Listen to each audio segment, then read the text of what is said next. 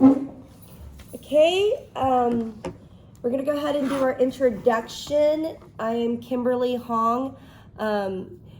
The supervisor for my site is Kelsey Payne, and she is the principal here at Heritage Junior High. I'm Mikkel Watson, 7th grade math teacher. I'm Stacy Eberspacher, 7th grade math teacher. Okay, so our norms is we're gonna start on time and finish on time. We're gonna keep it professional and positive, be honest and open our discussions, and be accepting and listening to others, and we're gonna stay on task. So in our last meeting, we did, we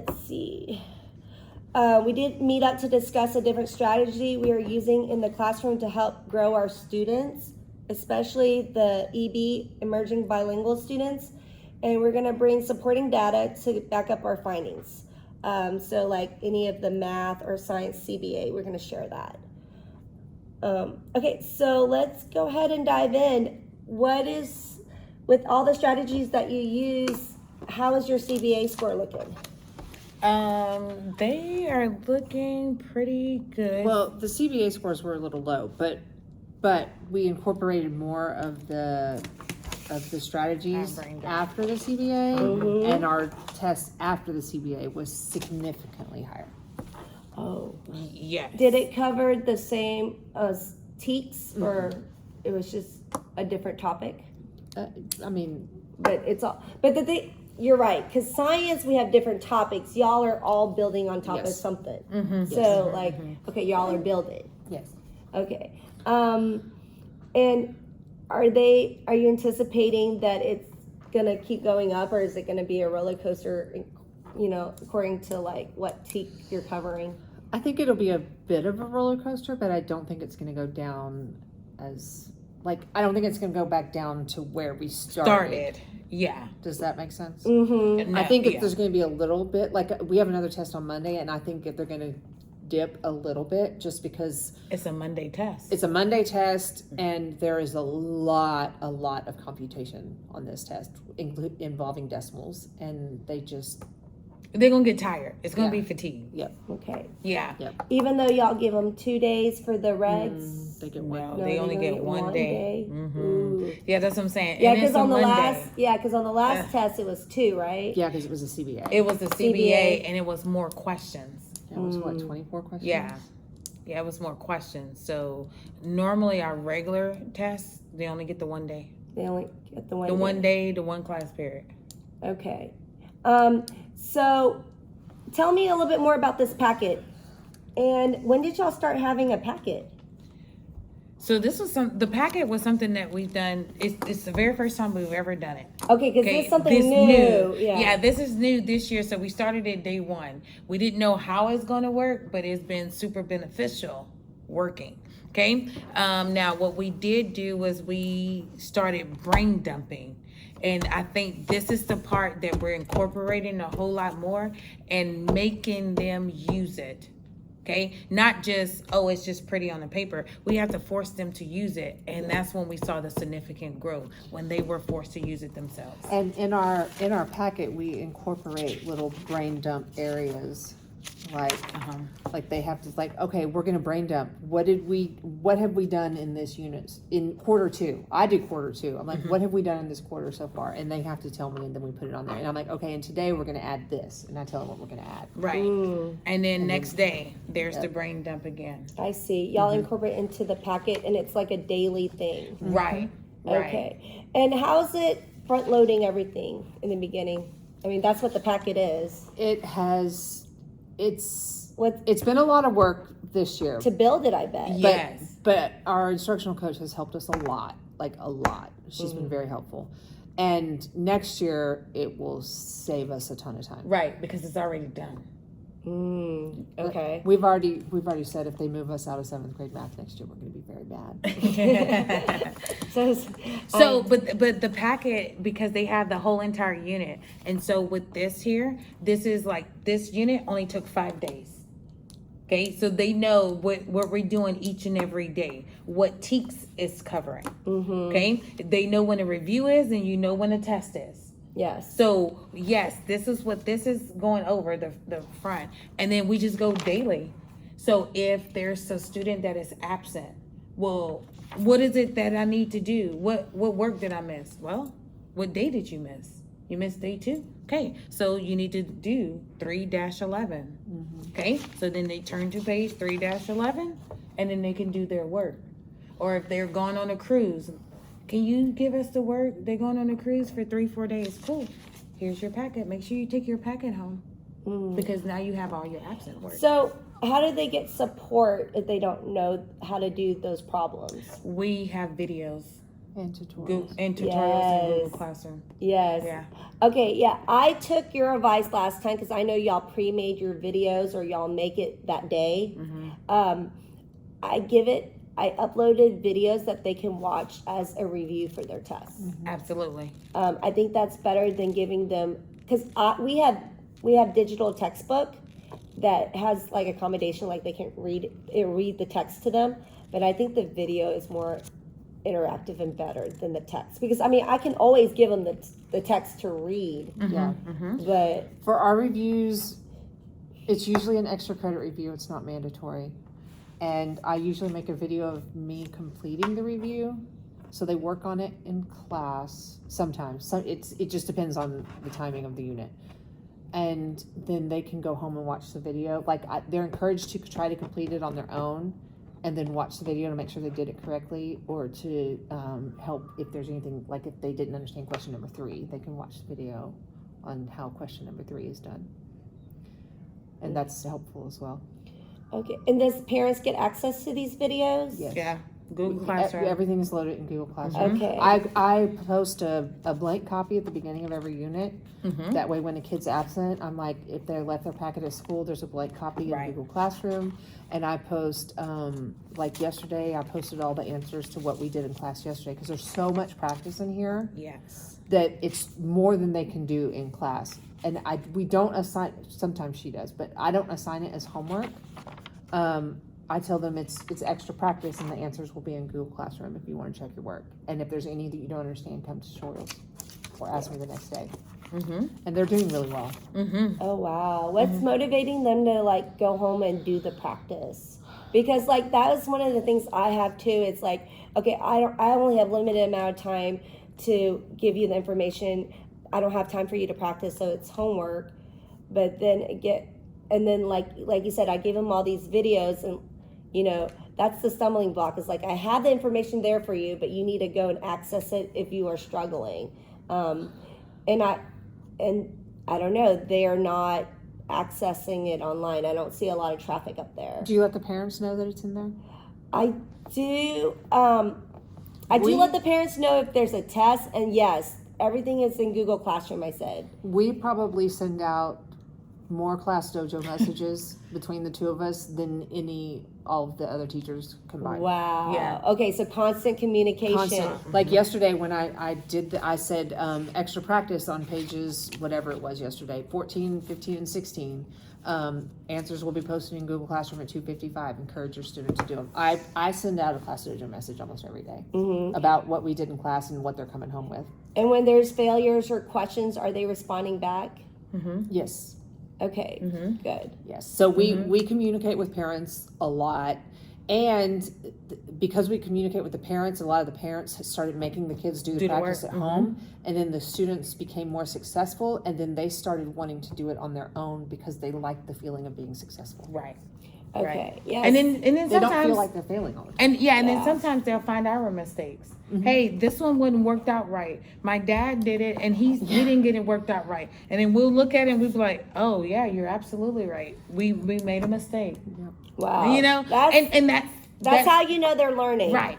Is when they can spot your mistakes. And that's so with the Classroom Dojo, it is good for the emerging bilinguals because they can translate it in Spanish Yes, as well. yes, All they the can met, translate. even though we write it in English, it gets translated in Right. Spanish. And then when the Spanish speaking moms reply back in Spanish, I can hit translate and they'll put it in English for me.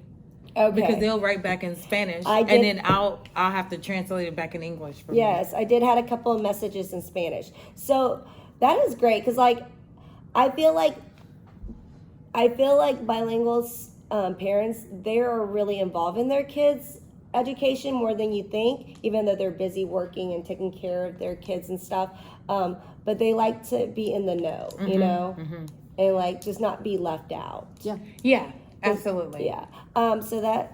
Okay, so that is going well. I'm excited for Yes, y'all. yes. And then we keeping a track of, this is quarter one, even though we're in quarter two, this is quarter one brain dump. They can't forget it because we incorporate quarter one in our warm-ups every day. So that way you're still using it, still fresh in your brain while we're currently working in quarter two. You see what I'm saying? So that way, maybe by mid-unit, mid-year, I don't know if we take a mid-year CBA or anything like that.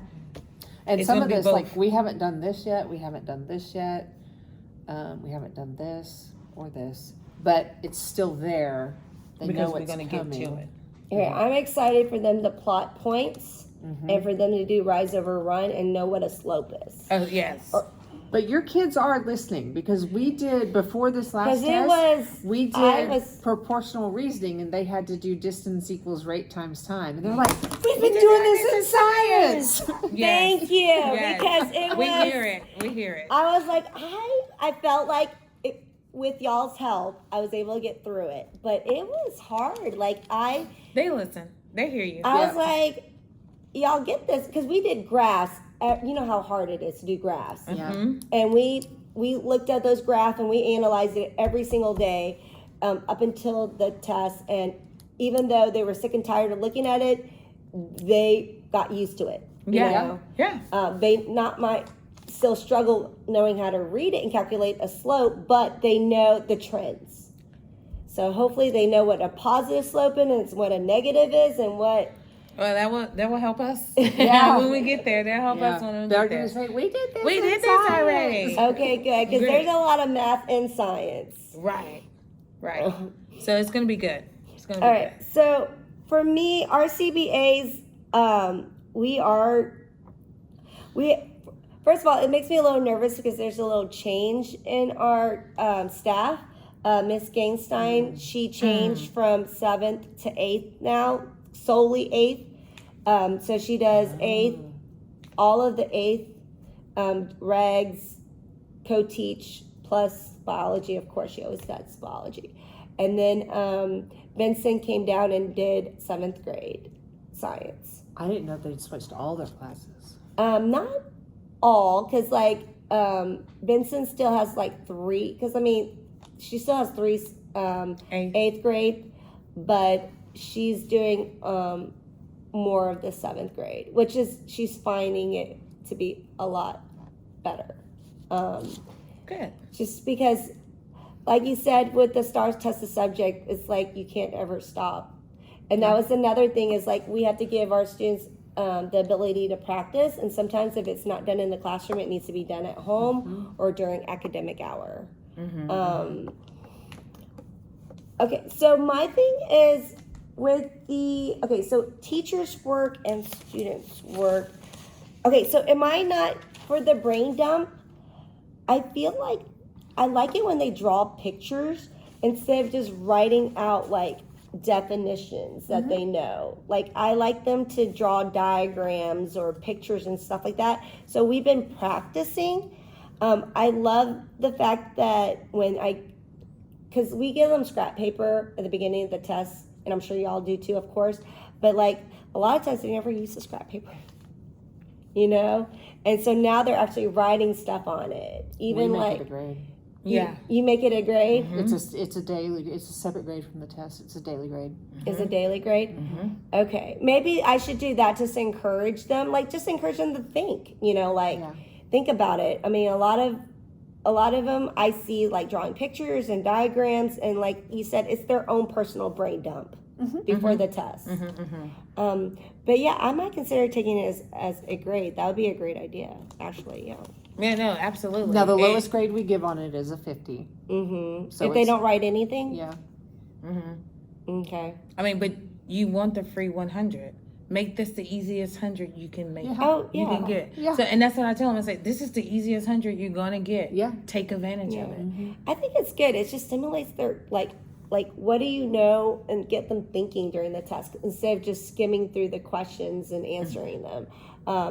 Now, the format of the test is kind of tripping them up because they have a lot of drop downs, a lot of drag and drop, a lot of, multiple answers. Yeah. And we do that too. Yeah. On our test. Yeah. And then the one questions that I don't like is what is not true. Yeah, they always do that. They always. And I think we got a couple of those on our test. Yeah. The not. The not. So like, yeah, any advice on that? Because to me, it trips me up. So what we do is we are in our practices, we incorporate a lot of practice with that. Like those there's questions some that have not in it, and we make sure to go over it and point it out. So we see which statement is not supported. So then we'll go over that question. What is it asking you? Not. So what are we looking for? The wrong ones. Okay. So then now we go through our choices. So we're incorporating that in our practices daily. So that way when they see it on the test, oh, we know how to do this now. Okay. Yeah. Yeah, like maybe thinking it before. Because a lot of times they look at it and be like, Miss, they all sound good.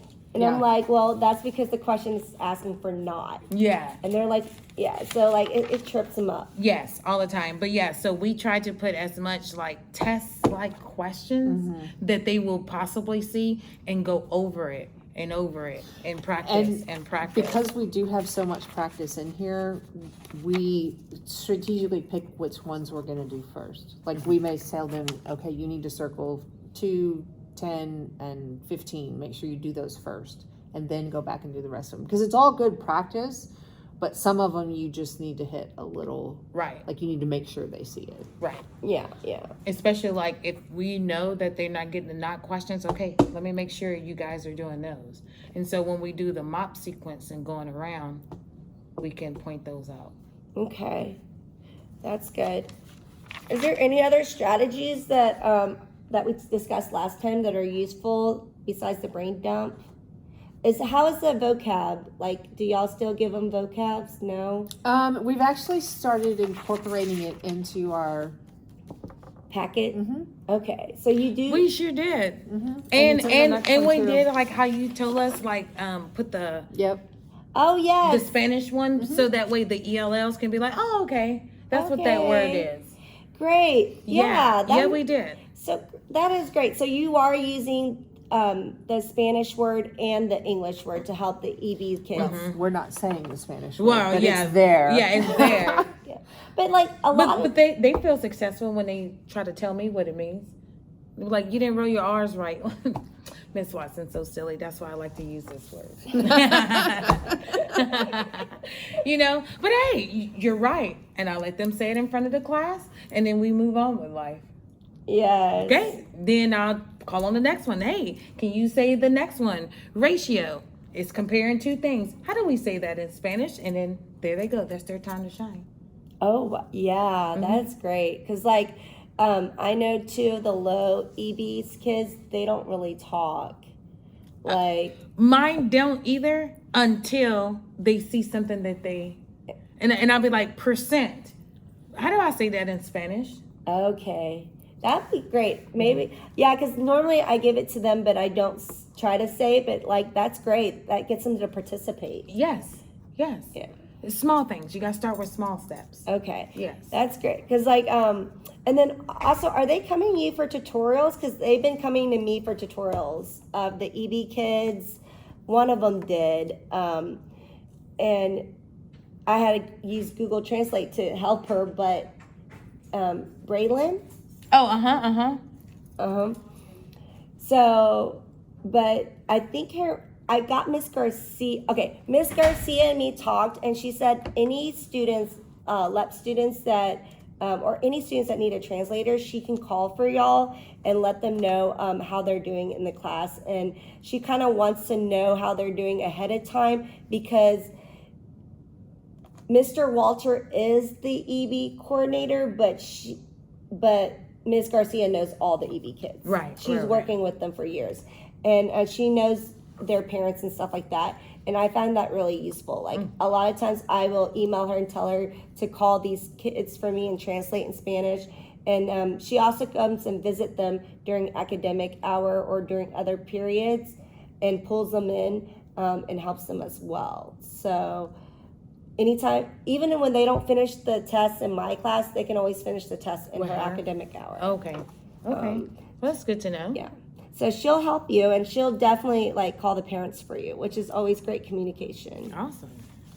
Yeah, I do need that with her. Yeah. All right. So, okay, you did allow them to use their own native language, so that's been very effective. Providing sentence stems. I'm excited. I did Teach Like a Champion, and I made them write for their warm up for a whole week.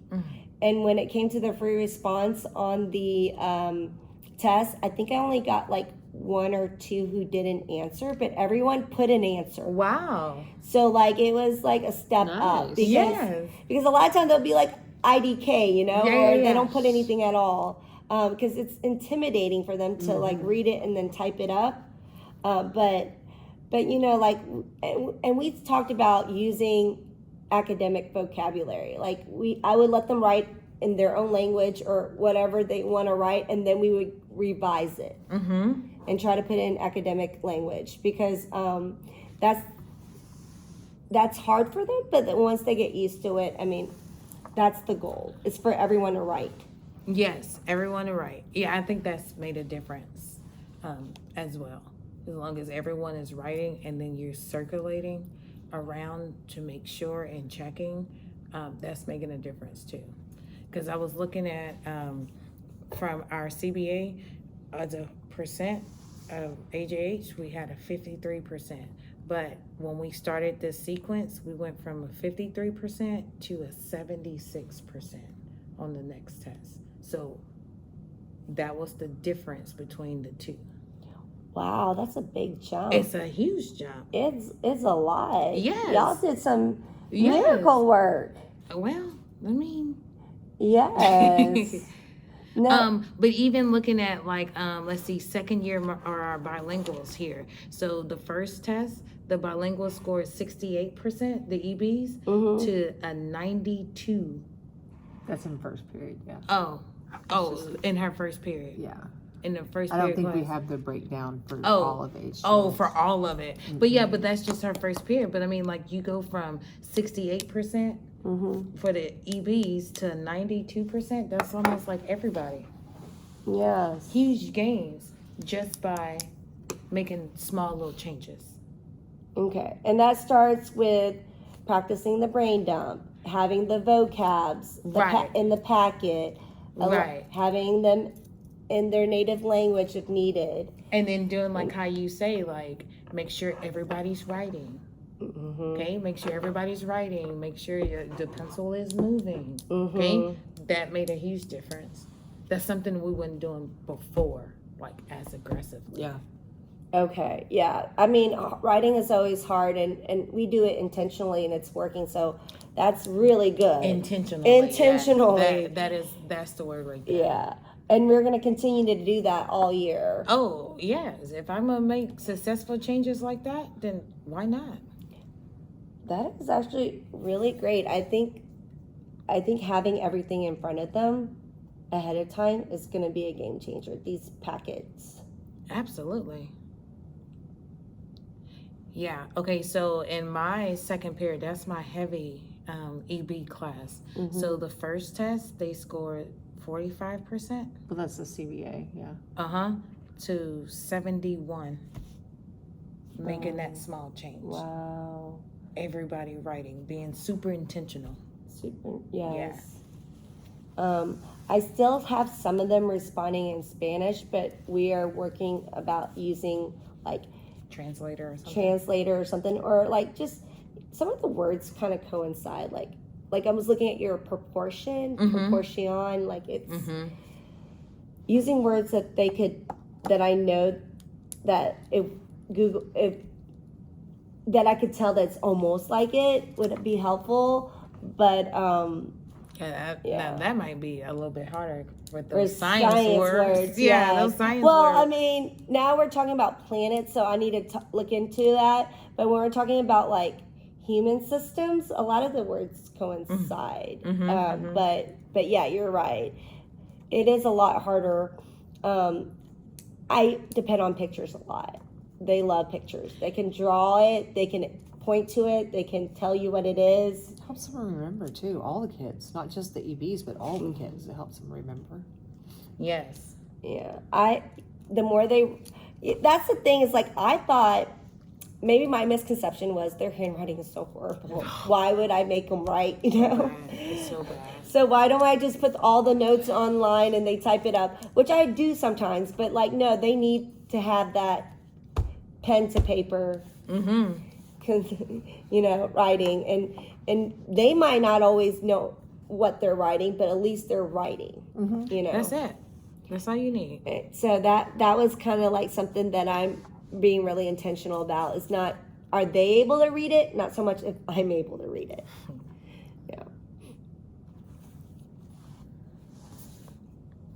Okay. Okay, I know that we don't like to talk about this, but I think need your help on, because for my power hours, I have like kids that don't have any hours. They're more advanced, mid to advanced. I wouldn't say they're all advanced. And the only thing I can offer them is we do have a schedule. Like on Mondays, they do math IXL. And they do math homework if they need to. The IXL, I don't feel like it's challenging enough for them. Are the ones you posting, is it, Miss Eberspacher, is it like things that, because you post some stuff on IXL. Yeah, they should be doing their MAP skills plan in IXL. So they should go to skills plan and then there's a MAP one. Yes. Because if they're doing that, then it's giving them what they need based on their MAP Have test. they changed and updated for this one? Yes. Okay. Yeah. Because like I thought, because I think in the beginning it just seems like it was like their old scores or something. It was. It has been updated. It has been updated recently? Okay, that's what we need to do. Because I feel like if I just say, hey, do IXL grade level or above, it's not challenging enough. No, they need to do that MAP skill plan. Okay. But then they also have progress learning, and if they do the lift off and progress learning, That's true, it's too. almost the same thing. The lift off deals with a little rocket, so you want all your rocket ships at the top. Okay, so they'll start at their very last rocket, and then they'll click on that rocket. It will give them what they're missing, and it's more like on the game form. It's in a game form, so they kind of like it better because it's like I'm playing a game, but yet I got to get my rocket to the top. But if they're above grade level, it doesn't, I don't think. So they have a little button right here. It says lift off. And when they click on it, it takes them to a page, and it depends on where the rocket is. We'd have to get a kid to sign in to show you So what it looks like from there. Okay, I didn't know the school purchased that for, I knew they purchased math, IXL, and reading IXL, but they also purchased progress learning for y'all, Reading and math. reading and math, and science, because science is what, we use science for progress learning as well, because we don't have IXL science, but we have it for progress learning. So there's a rocket ship for every subject. I did not know that. I think that would be great. Something different for them to do. Right. Because I think ISL is getting they're getting kind of played out on it. You know what I mean? Yeah, I totally agree. And like you said, I don't want them to be complacent, and I want them to have purpose. Because my DT kids, if it doesn't have purpose, they don't want to do it. And they're pretty smart. They know what's happening. But we're pretty intentional about. I'm pretty intentional about sticking to a schedule. So yeah, I think I'll do that in the rotation. And they have that for science as well. I'm actually offering that as like a study tool too for like before a test, is giving them progress learning because there's videos in there. And I'm not very familiar with progress learning. Are they able to, we are able to see the data? Are we able to transfer the data over to Skyward? I don't know. I don't know. No. I We mean, don't- I ain't that advanced. in We it. don't use it for grades. I think we decided to use it for our MTSS kids, right? Right, for the MTSS kids. Okay, so for remediation. Okay, I think that'd be great. And I think, I know I excel, but I think progress learning is another great way for them to like break through the monotonous Right. IXL. And then that will also, like, if it, like how you said, it has the video. So if I sometimes have to assign, you have to watch the video first and then do the assignment. You know, because you can do it and you can place it in order for them to do. If I want you to do the assignment, and then if you don't do well, then watch the video. But I always make them watch the video first. You know, Okay. and then do your assignment. That's a great way. And like the videos are pretty short. So it's not too elaborate. They can probably watch it in a couple Right. minutes and then understand it. That's good. Is there, in the video, do they translate it? I know there's caption. I don't know that either. I don't know, because I've always done the captions. Okay. Here's a Yeah. student view. I think if they had captions, then it can be translated for the EB kids.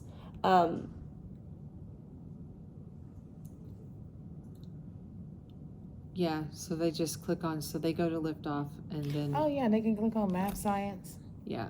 And then wherever their rocket You is. see that rocket ship is they'll down there at the start. bottom? Like if it's way up here, they won't be able to click on these lessons down here.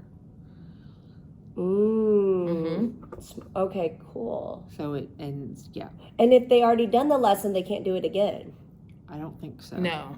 Yeah, because like that's the thing about IXL. I feel like they're just doing it sometimes over again, and I'm like, no, you got to do something different because you know they like to repeat skills they already know. But they do have to take a diagnostic. Like so if their map data is in here, but if they were not here for the map test, like I have a student who was not here, two students who were not here for the map test, they're doing their diagnostic so that they can get to the liftoff assignments because they can do. How do the students do? Where do they do the diagnostic? It's under liftoff as well, diagnostics, and then I had them do. I was like, go in and do all 4 of them for math. And that's just, and they just click on start and they do it. I see. And then there's science and reading too. But if they took the map test, then it's already done for them. Okay. All right. Well, let's before we wrap this up, the reason why I mentioned Power Hour is because the next with all this data, the next time I want to look at data is with our mid-year map tests. And it's delivered in December. We can look at it in January, the data. Will that be able to change, will determine the power? Can we do something with that data for our Power Hour? Is that typically, that's my vision, is to let Brown know that, hey, I want to pull these students in for my Power Hour. Because right now, they haven't changed the Power Hour. I don't know. I don't know, but I was hoping like the ones who are finished and complete that by next semester that the power hours would change. That's what I'm hoping too. I have not heard. And I'm willing to like use the data from mid-year Right. if that's the change, because they probably won't change it until second semester. That's only because we can pull in small groups and be more intentional about it and have a different group Because of kids. then we into testing season. True. And that's the last time we can, really do anything. Well, we can probably do something like after mock.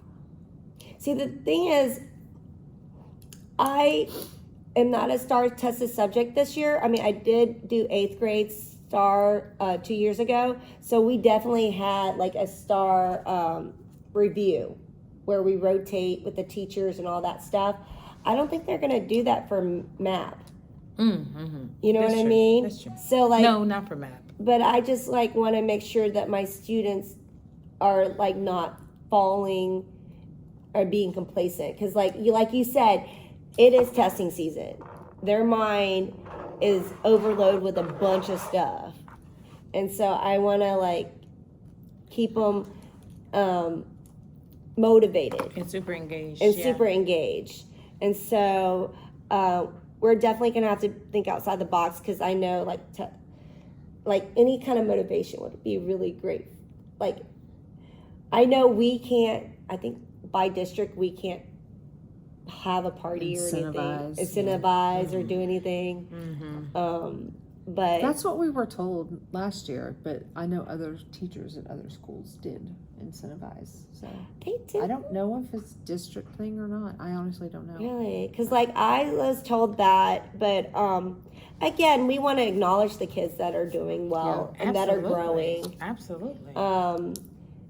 And so, but before that, I really hope we can look at our mid-year MAP data and like use that to help us with our power hour.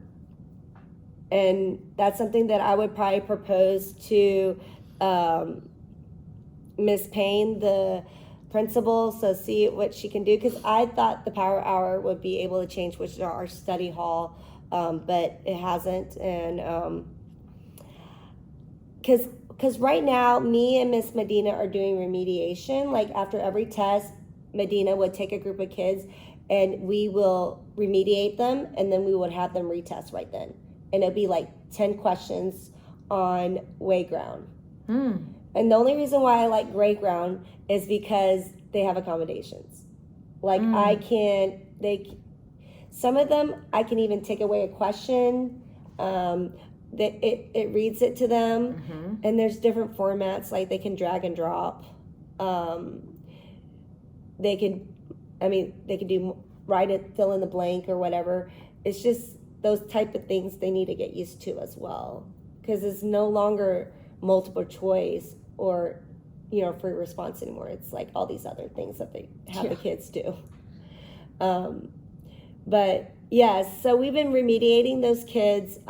It's been, even Miss Garcia has been remediating the EB kids. So I would let her know, like, hey, so-and-so, and I would give her the the resources to remediate her kids. She's actually really good with science. She's been in my class a couple of times.